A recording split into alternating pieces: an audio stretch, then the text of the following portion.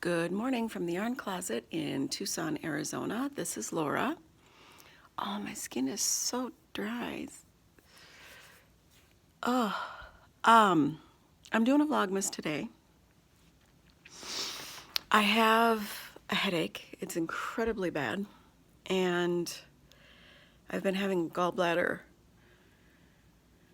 episode. I don't know, I think we're going on about 4 days. So 2.5 years ago, they're pretty sure that I passed some gallbladder stones, which, let me tell you, was not pleasant. Because the time it took between the appointment and when they could get in to do the scan was like a week. It was ridiculous. Anyway, I am Yarn Closet AZ on Instagram and the Yarn Closet over on Patreon, where you can get free pattern downloads, crochet, knit, loom knit, and what to do with a sock tube. It is early morning, I think just past 7, because the sun just came out. I wanted to try to get a pink. It's so pink. It was so pink. All of a sudden, it was just pink. And that is the coolest thing about living in the desert and living surrounded by mountain ranges in the desert. But I had a few questions recently because of some of the Vlogmas posts about, well, if my magnifying machine is so expensive and I want a second one, isn't that kind of overconsumptive? And blah, blah, blah. You can imagine what goes along with some of that. I want to show you something, and I will hopefully do this well. See that? You see that? That's clay. That's clay to hold the two together because it came to me broken. The battery doesn't hold a charge. It has to be plugged in the entire time. It's very old. I bought it very old and very used and got it for $150. And you're going to say, where? They're called CCTV magnifier. You can find them on eBay used. I have bought 3 of them used over the years. There's many different styles. The trouble is, you're not always super clear on what all the bad brokenness is. And sometimes because they don't package them well for shipping, there's more brokenness by the time it gets to you. So mine, this one, I don't know that the screen and the stand were broken, that the connection was broken until after it was shipped to me, because they literally stuck it in a flimsy cardboard thing, and there was like no padding. So who knows? The bonus to it being broken is that I can easily remove it from the power unit, the processing unit, and since the cord removes on both sides, if I can find another monitor that will work with that kind of connection or some other kind of cord, I could get a bigger monitor. And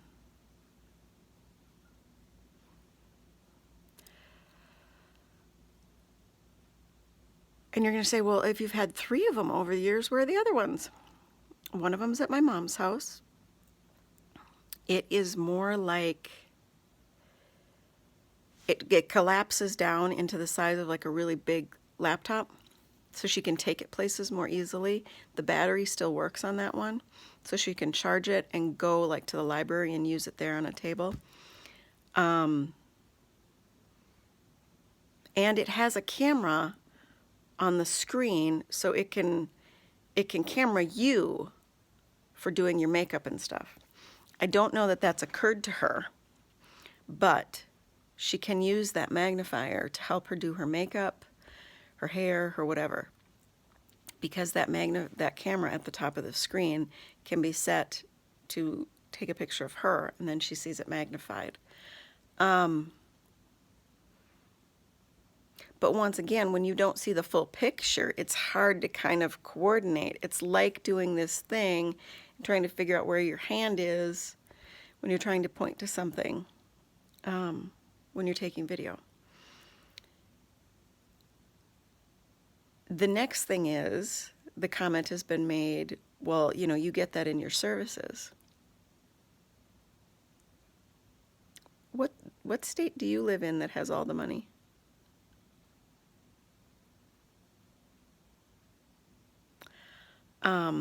I got nothing. What I got from my services was literally my services. I got a guy that came out when I lived in Wisconsin, and he talked to me once every month or two over the course of about 9 months. I had a braille teacher that came to my house for 10 weeks, and I had to do a crash course in braille in 10 weeks with her.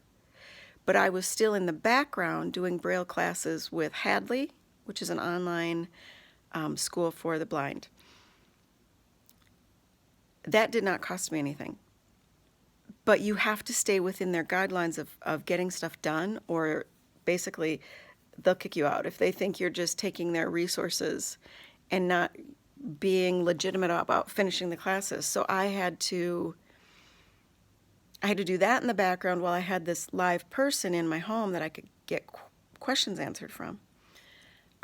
So it was hard. It was very, very hard. And because it was such a crash course, I didn't have that longevity of things getting stuck in. And braille is at different levels. Okay? Math is a different kind of braille. There's writing out all the small words, which is like the first level that like toddlers do. Then there's all the combinations where you don't get all the letters in the word. Like the word children is a weird combination of 3 or 4 characters. And you have to remember all these rules. And because there's not a lot of braille material available, it was hard to reinforce that over the years. And remember that this happened 12 years ago. And my resources didn't come right away. And then it was a couple years after that I was able to go, and I still had to get myself 6 hours away to this place where it didn't cost me anything to stay there, but I needed to have money while I was there because there were certain outings you went on that you had to have your own money. But I had to get there, I had to get home, I had to have daycare and help for my child at the time, and dogs, you know, life.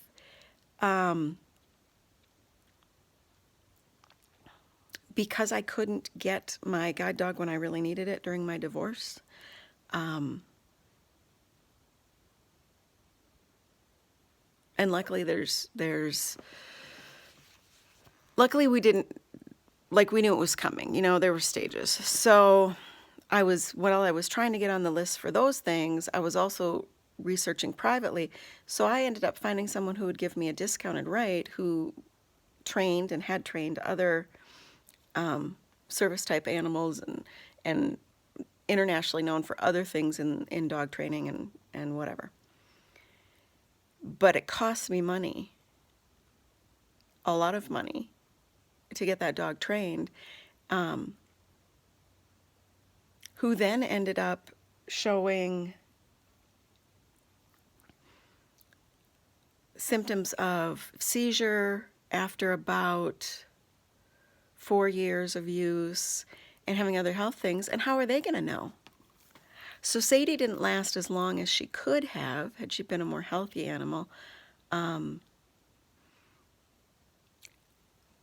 how do you know? There's no guarantee. So you just have to do what you have to do. And what people don't understand who don't deal with disability in the United States is disabled people running around in their wheelchairs or with their special canes or their special walkers or their special hearing aids or their special glasses or their special this or their special that have paid for the majority of it themselves, or found somebody that was willing to match their dollars or They have found used things.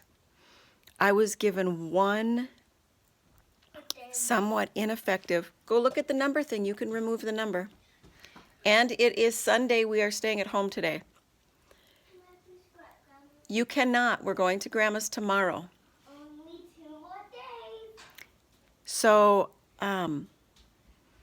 they've paid for that themselves. Yes, I'm podcasting. You can say hello, but then I need you to be quiet. I never did this one. Can you do the C and the D and the E today? Yeah. Okay, I'll rip them off for you. And how do you do them? What are the parts? You write your name at the top, and then you do all the different parts, and then you give it back to Mom. C and D and E. There you go. And F. No, you're not doing F today. We're only doing 3 every day. Go. So I got one cane from the National Federation for the Blind, and it was actually too long for a starter cane for someone. And there's different materials that they make the canes out of. It was very lightweight and nice, but it was too long. It was too cumbersome, and it broke very quickly. And then I had to start buying my own canes, which doesn't sound like a big deal, but I've had 3 canes break at an average cost of about $25. And you need different canes. Like I have one cane that folds up more easily in a purse, and one cane that is got a rolling ball tip, which is just better for me when I'm walking back and forth to school, which is my main thing. And it's shorter, which is easier to deal with when you have young kids. But not necessarily the most safe, because if you're moving really fast, you want a longer cane so you can tell what's going on further out from you because you're getting there faster. I mean, there's a lot of different stuff going on into this. But what I wanted to say is, if you know someone who needs stuff, it's shocking the used things that are on eBay. And like when my mom went in, her eye doctor coordinated this appointment with a low vision specialist. She had to pay for it. And then they showed her all the fancy equipment and gear, and this one's $2,200, this one's $800, blah, blah, blah, blah, blah. And she came out of there and she was, oh yeah, I definitely want this and I definitely want that. But she didn't think she could afford it. But they didn't tell her that she could buy these things used, because they're trying to make their money. They're a business. But you can get a lot of this stuff used. And eBay is a really good resource for that. I was just on looking, and I don't even have an eBay account anymore, but I think I can do an immediate pay. I'm going to find out anyway, one of these days. And so that is a resource, and I am very grateful and I am very lucky for the things that I do have, and the fact that I can replace a cane when it breaks. I can buy, since my glasses only have magnification, and you can still get magnification without a prescription up to 7, I can buy a set of 3 on Amazon. And sure, sometimes they don't fit me very well, but I can still afford that $25 for that. I can afford to go on Amazon and buy some of the large print, low vision notebooks. And you're wondering, well, what's that? I'll show you a small one that I keep here by my yarn stuff. When you can't see the lines. Those little light blue lines, you can't see those anymore when your vision starts to go. So if you have these big, heavy black lines and they're further apart, do you know that my son got criticized in school because he wrote too big for a long time? Because I couldn't teach him how to write tiny. I can also afford to buy a pack of Sharpies because it's easier for me to see Sharpies. And And I don't mean to be hostile or negative today. You have to understand I have a really bad headache. Yes, I've already taken stuff for it, and it's just, it is what it is. I think because I'm feeling crummy because of the gallbladder business. So anyway, I had that attack. I've changed my diet a lot, done a lot of things in the interim. I've had some other small maybe attacks, but this one seems to be pretty big, and it's right in the spot. But the bottom line is, people, I don't want another surgery. I'm sick and tired of having surgeries. And anesthesia is very wonky for my vision and very tough for that. So I don't want to do that again. Not at all. And so that's not a lot of knitting, but I think it's real life, and as my understanding is Vlogmas is not just about the knitting, but about the real life and sharing a little bit more of the real life. So now I'll talk, this is going to be a long Vlogmas, but I'll talk a little bit more about some knitting. You may have seen on the Instagram the kind of, I think it's teal colored cowl with the V-neck bottom that I did for my mom. Let me see. No. You didn't finish. You wrote your names, but you didn't finish. You've got to write a whole row here and a whole row there. Whole row here, a whole row there. You got to trace and write your rows. I'm just too tired to do the rows. You said you wanted to do it now, so I want you to sit down and show some self-control and actually do it, please. Okay? Remember, we need to have some self-control.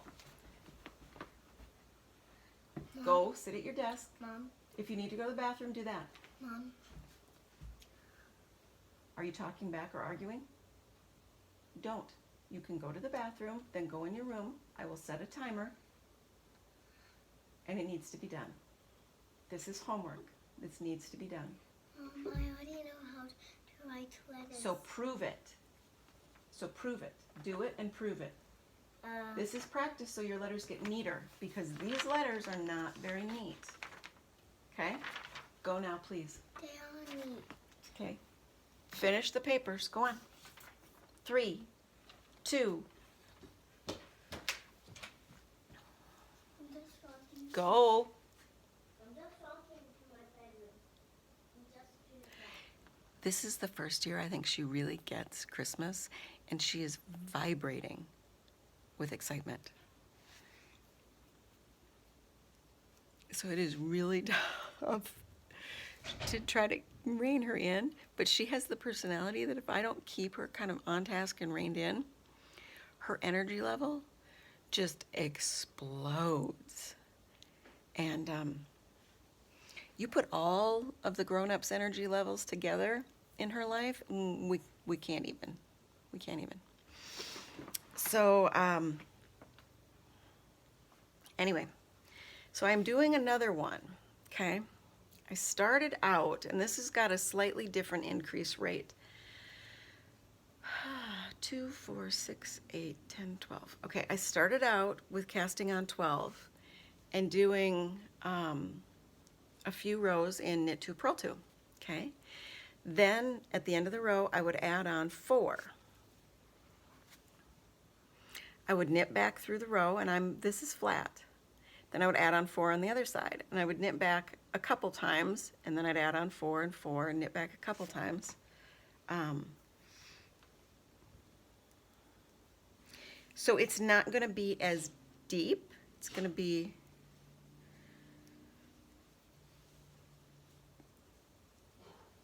not going to be as deep. But I think for me personally, I think I kind of like that.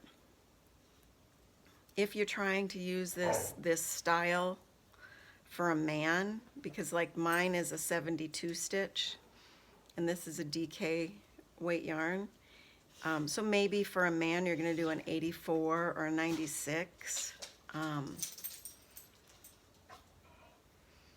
I think having that rate of increase, it maybe won't be as pointed, but it will give you that extra little dip in case your shirt dips. And so I am on the final row. I've got the 72. And this one, like I said, I'm doing it slightly different. And I'm not going to kill myself to write stuff up, but I've got a few things that are at the stage where I could write them up. But I'm going to wait until we get into the new year because I'm trying to just really be present and enjoy the holidays with the kids.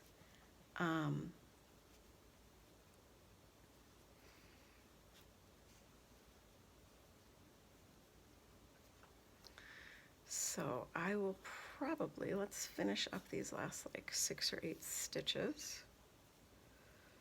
It's so funny, I saw myself knitting on one of the videos the other day, and I didn't realize how much I move my left hand like this in catching my stitches.